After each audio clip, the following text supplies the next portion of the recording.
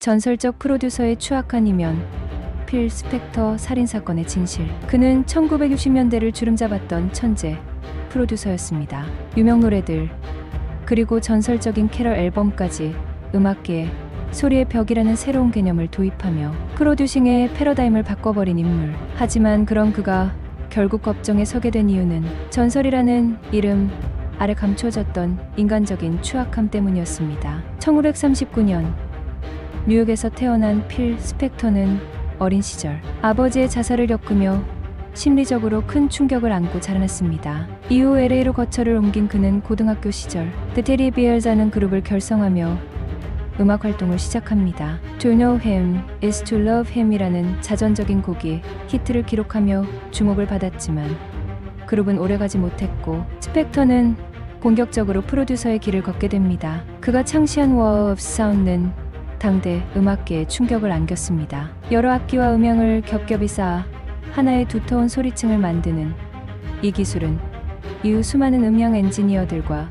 후배 뮤지션들에게 큰 영향을 끼쳤고 특히 비치 보이스와 비틀즈에게 결정적인 영감을 주었습니다. 그는 브리티시 인베이전 전 미국의 음악계를 주도한 인물이었으며 로네츠 같은 걸그룹과의 협업으로 대중적 성공도 동시에 거머쥐었습니다. 하지만 무대 밖에 그는 전혀 다른 얼굴을 하고 있었습니다. 두 번째 아내였던 로네츠의 보컬 베로니카 데넷과의 결혼 생활은 그야말로 공포 그 자체였습니다. 간통으로 시작된 관계는 결혼 이후 가정 폭력, 감금, 협박으로 이어졌고 결국 베넷은 어머니의 도움으로 집을 탈출해 이혼 소송을 진행해야 했습니다. 이혼 소송 중 스펙터는 그녀를 살해하겠다는 협박까지 서슴지 않았고 결국 그녀는 수입과 양육권을 포기하고서야 벗어날 수 있었습니다. 1990년대까지 이어진 명성과 영향력 속에서도 그는 점차 정신적인 균형을 잃어갔습니다. 과거의 명성을 되찾기 위한 복귀 시도들은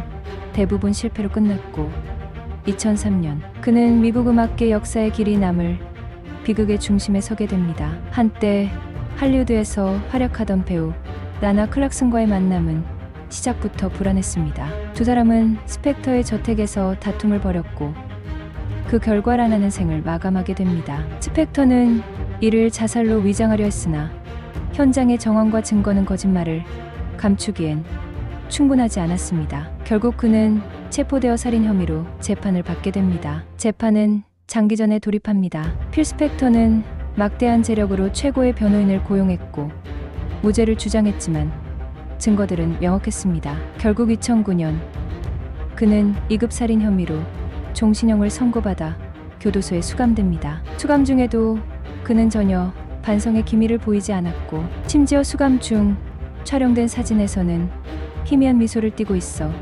대중을 더욱 분노하게 만들었습니다. 그가 세상을 떠난 건 2021년 1월 17일 교도소에서였습니다. 차이는 코로나19 합병증에 의한 자연사로 발표됐지만 사람들은 그에 대해 어떤 애도도 보내지 않았습니다. 과거 그와 함께했던 동료들조차도 음악은 훌륭했지만 인생은 참담했다며 냉소를 보냈습니다. 예술가의 천재성과 인간성은 별개다라는 오래된 명제가 다시 한번 증명된 사건. 천혜적인 프로듀서였지만 동시에 자기 주변 사람들에게 공포의 존재였던 한 남자의 몰락. 필 스펙터의 이야기는 그렇게 음악계의 한 페이지에 상처처럼 남게 되었습니다.